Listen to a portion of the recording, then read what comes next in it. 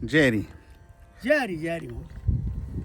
आज आम्ही आहेत चौधरी महाराजांचं जीवर या ठिकाणी, काय राळेचा रमणीय पांडुरंग या ठिकाणी. तर बऱ्याच दिवसाचं आमचं चाललं होतं की एकत्र येऊन चर्चा करायची बुवा. तर आज मुहूर्त लागलेला आहे आणि त्यानिमित्ताने आम्ही आज या ठिकाणी आलेलो आहेत. तर तुम्ही पाहताय हा सगळा परिसर आहे.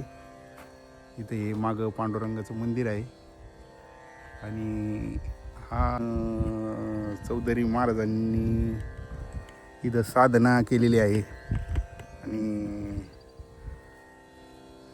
त्यांच्या अनुभवानुसार त्यांना असं वाटलं बुवा इथे काहीतरी करावं. त्या हिशोबाने त्यांनी एक छोटंसं आपलं शेड टाईप एक मंदिर तयार केलेलं आहे आणि पुढचं थोडंसं चौधरी महाराज सांगतील तुम्हाला. धन्यवाद वाहक साहेब. आपण या ठिकाणी आलात. बऱ्याच दिवसाचा विषय चालू होता, येतो म्हणत होते, पण आज खरंच तुम्ही एक चांगला मुहूर्त पाहून या ठिकाणी आलात. आज जर तसं पाहिलं तर वट सावित्रीची पौर्णिमा आहे आज. आज खूप लोक म्हणजे स्त्रिया त्या ठिकाणी वट सावित्रीच्या निमित्तानं वडाच्या पूजेला जात असतात आणि आजच्या या विशेष मुहूर्तावरती आपण या ठिकाणी आलात.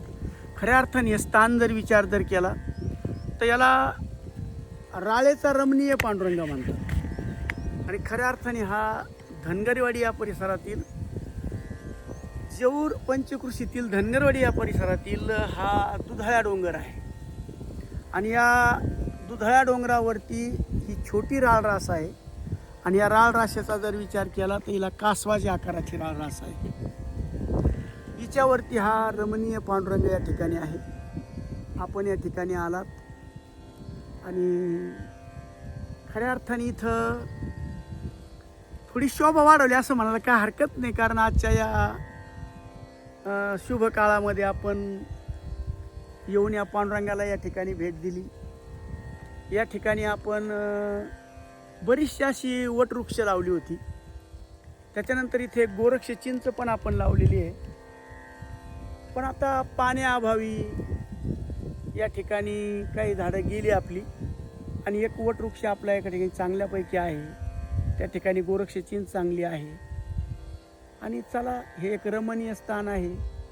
या ठिकाणी आपण साधनेचं स्थान आहे. खऱ्या अर्थाने इथं आलो तिथं खऱ्या अर्थाने अध्यात्मकाची बैठक होते आणि तुमच्यासारखी आध्यात्मिक माणसं आम्हाला या ठिकाणी भेटल्यावर आम्हाला या ठिकाणी आनंद होतो. खऱ्या अर्थाने जीवनामध्ये सद्गुरू आल्याशिवाय अध्यात्मज्ञान आपल्याला प्राप्त होत नाही महाराज. आपण भक्ती करतोय, आपण कुठल्याही एखाद्या मुहूर्ताच्या काळामध्ये, शुभ काळामध्ये आपण देवदेवतेला जातो, यात्रा करतो, सगळं काही करतो महाराज, पण देवाला जाणून घेण्यासाठी आपण विचार करतो का? तर देवाला जाणून घेण्यासाठी आपण विचार केला पाहिजे आणि देव जर आपल्याला जाणवला पाहिजे महाराज. देव जाणवणं म्हणजे काय? देव काही पाहण्याची एखादी वस्तू नाही.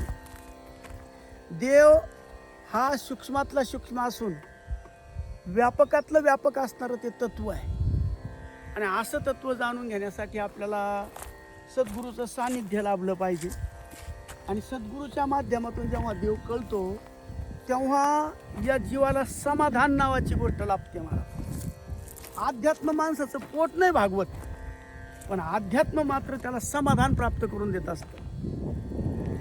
म्हणून अध्यात्म जीवनात हे जीवन जगत असताना अध्यात्माची प्रत्येक जीवाला गरज आहे महाराज तशी, परंतु या जीवाला ती जाणीव होत नाही आणि ती जाणीव ज्याला होते तो मात्र अध्यात्माच्या शोधात असतो, सद्गुरूच्या शोधात असतो. आणि ते अध्यात्म तरी नेमकं काय? तर आपल्या स्वरूपाच्या प्राप्तीचा विषय कळणं महत्त्वाची गोष्ट आहे.